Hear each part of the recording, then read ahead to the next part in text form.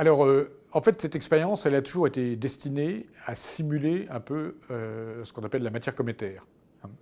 Alors, c'est simulé en laboratoire et c'est simulé à très petite échelle. Ce n'est pas une comète entière qu'on simule, on simule simplement des réactions chimiques dans une glace.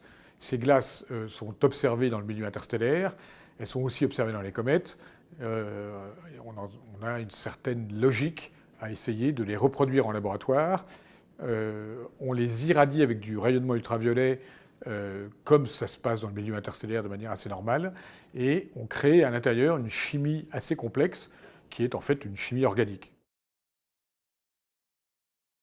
Cette expérience, elle marche depuis un certain temps, et on avait eu déjà quelques succès, si j'ose dire, en produisant une quantité importante d'acides aminés.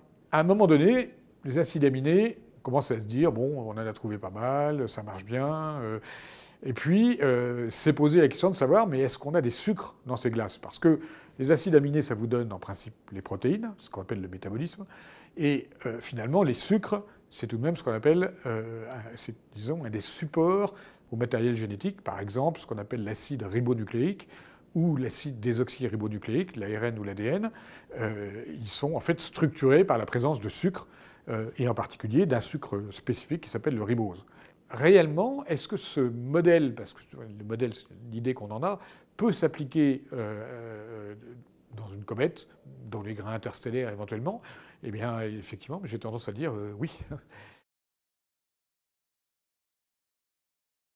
Cette chimie, elle va être, je dirais, généralisable à pratiquement tous les endroits où se forment les étoiles. Alors il y aura certainement des endroits où ça ne se passera pas comme ça, parce qu'il y a des problèmes de dynamique, de système solaire en formation et compagnie.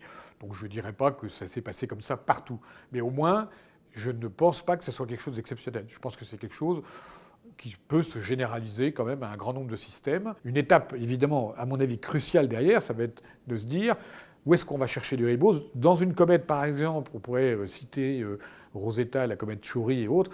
Je ne pense pas qu'il soit réellement en état de trouver du ribose. Parce que le ribose, il est dans la glace, il est plaque.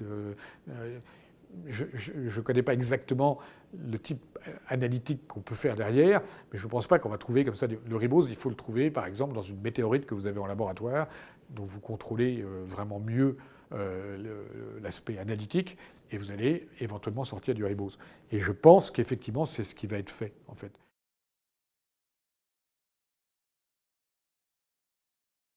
Moi, un petit espoir que j'ai, c'est de repartir sur une expérience qui soit la continuation de ce qui est fait à l'Institut d'astrophysique spatiale et qui soit en même temps, qui aille un peu au-delà, en fait, qui soit une simulation de ce qui peut se passer dans un environnement un peu plus complexe qui soit l'environnement de la Terre, en fait. L'environnement de la Terre, ça veut dire une atmosphère, ça veut dire de l'eau, ça veut peut-être dire un peu de catalyseur de type, il y a probablement du fer dans les océans, il y a probablement des phosphates, justement, dans les océans, ou au moins du phosphore. Et ça, c'est une approche qu'on voudrait aussi le faire de méthode indirecte, et on est en train d'essayer de concevoir cette manip pour essayer de la monter.